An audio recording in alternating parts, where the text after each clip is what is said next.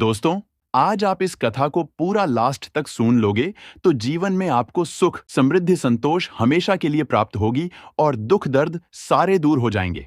हमारे इस चैनल पर नए हैं तो चैनल को सब्सक्राइब करके बेल आइकन को दबा दें ताकि ऐसे ही ज्ञान से भरे रोचक कथाएं आपको सबसे पहले मिल सके। दोस्तों, किसी एक गांव में एक वृद्ध महिला रहती थी जिसके 7 पुत्र थे, जिसमें से 6 पुत्र दिन रात मेहनत करके काम करते थे, परंतु छोटा पुत्र कुछ भी काम नहीं करता था। घर में रहकर दिन रात आराम करता था, परंतु वह वृद्ध महिला सभी को एक ही समय पर भोजन देती थी। और जो छोटा पुत्र था वह समझता था कि मेरी माँ मुझे 6 भाई जितना प्रेम करती है। छोटी बहू ने अचानक एक दिन देखा कि बड़े भाइयों की जूठन को छोटे भाई को उसकी माँ खिलाती थी और छोटी बहू अपने मन में सोचने लगी कि मेरे पति इन सभी का झूठा खाना खाता है। तब छोटी बहू ने अपनी पति को सारी बात बताई तो अपनी पत्नी के इस बात को सुनकर अपनी माँ के इस हरकत का यकीन नहीं हुआ और बोला कि मैं अपनी आंखों से जब तक न देखूं मुझे यकीन नहीं होगा। तब एक दिन छोटा पुत्र का पत्नी कमरे में चादर ओढ़कर सो गई। तब उस वृद्ध महिला के छोटे पुत्र ने अपनी माता क्या कर रही है चुपके से जाकर देखने लगा।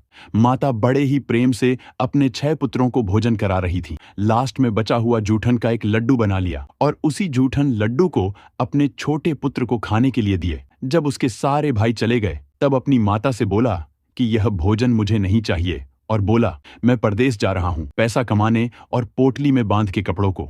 जब वह जाने लगा तब उसकी पत्नी मायूस होकर उसको देखने लगी। तब पति बोला कि मैं परदेश जा रहा हूँ, तुम अपना ख्याल रखना। पर जाने से पहले एक निशानी मांगने लगी, परंतु उसकी पत्नी के पास कुछ नहीं था, इसीलिए कुछ भी निशानी नहीं दिया। परंतु उसकी पत्नी ने अपने पति का पैर स्पर्श करने लगी और पत्नी के हाथ में गोबर था, वह उसके पैर में लग गया। परदेश में वह एक साहूकार के पास जाकर नौकरी करने लगी, परंतु घर में उसकी पत्नी बहुत ही उदास रहती थी क्योंकि उसकी सास उसके ऊपर अत्याचार करने लगी। छोटी छोटी बातों पर क्रोधित हो जाती थी और कभी कभी मार भी देती थी। वह अपनी सास की सारा जुल्म सहती थी और कुछ भी नहीं कर सकती थी। उसका पति कभी भी उसका हालचाल नहीं पूछता था। रोज लकड़ी लेने के लिए जंगल में जाती थी, परंतु उसकी सास उसे भूसे की रोटी खिलाती थी और वह अपने पति का वापस आने का राह हमेशा देखती रहती थी। रोज की तरह फिर से वह एक दिन लकड़ी लाने जंगल में चली जाती है। तब देखा कि कुछ औरतें माता की भजन गा रही थीं। तब उनके पास जाकर डरती हुई एक औरत से पूछने लगी। तब उस औरत ने बताया कि माता संतोषी की भजन तथा पूजा कर रहे हैं। माता संतोषी के 16 शुक्रवार का उपवास किए हैं और उद्यापन भी करवाना है। जो माता संतोषी के 16 शुक्रवार व्रत करती है उनकी सभी मनोकामना पूरी हो जाती है, इसीलिए हम सभी माता की भक्ति कर रहे हैं। उस औरतों की बात को सुनकर उसने भी मन में प्रण ले लिया और मन में सोचने लगे कि मैं भी 16 शुक्रवार माता की उपवास करूंगी। तत्पश्चात जब घर वापस लौटी तो उसे एक खुशखबरी मिली। उसके पति ने चिट्ठी भेजी थी जिसे बहुत ही खुशी से पढ़ने लगी और साथ में उसके पति ने कुछ रुपए भी भेजा था। माता संतोषी की उस पर कृपा हो गई। तब जाकर वह माता के मंदिर में विनती करने के साथ कहने लगी कि मेरा सुहाग मुझे लौटा दो, मुझे धन की कोई इच्छा नहीं। तब उसके पति के मन में अपने सेठ से छुट्टी मांगने का इच्छा हुआ। माता की कृपा से सेठ का व्यापार बहुत ही बढ़ गया और उसकी पत्नी की 16 शुक्रवार पूर्ण होने का दिन आ गया।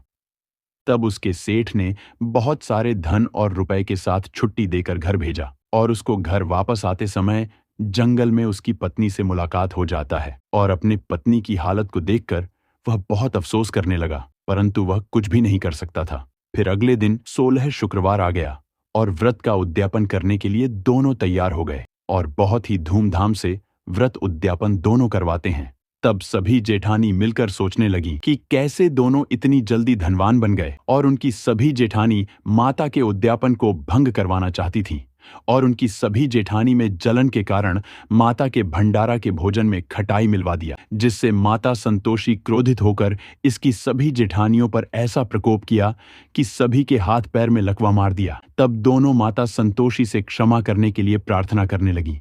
फिर संतोषी माता ने सभी पर कृपा किया और जो लकवा मार दिया था उसको भी ठीक कर दिया। तब व्रत उद्यापन सभी ने बड़े ही खुशी से संपन्न किया। सारे ही परिवार पर माता की कृपा हुआ और खुश होकर माता ने सभी को दिया वरदान, जो 16 शुक्रवार उपवास करेगा उसको हमेशा धन की प्राप्ति होगी। माता संतोषी सभी भक्तों पर उपकार करती है, जो भी माता संतोषी के शरण में आता है उसका उद्धार कर देती है और सभी मिलकर के माता संतोषी के भक्ति तथा गुण गाने लगते हैं। दोस्तों, यहाँ कथा प्राचीन काल से चली आ रही है, इसीलिए 16 शुक्रवार को माता का उपवास का कथा प्रारंभ हुआ। इस उपवास में माता संतोषी को गुड़ और चने का भोग लगाया जाता है। उसी प्रसाद को सभी भक्तों में बांटा जाता है। जो माता संतोषी का व्रत करती है उसको माता संतोषी सुख शांति समृद्धि से भर देती है। माता संतोषी के उपासना से मूर्ख व्यक्ति भी ज्ञानी बन जाता है। माता संतोषी की कथा से सुख संतोष की प्राप्ति होती है और सभी दुख समाप्त हो जाता है। दोस्तों, वीडियो में सुनाई गई कथा पसंद आए तो वीडियो को लाइक करें और चैनल को सब्सक्राइब करें। कमेंट में जय संतोषी मां जरूर लिखें।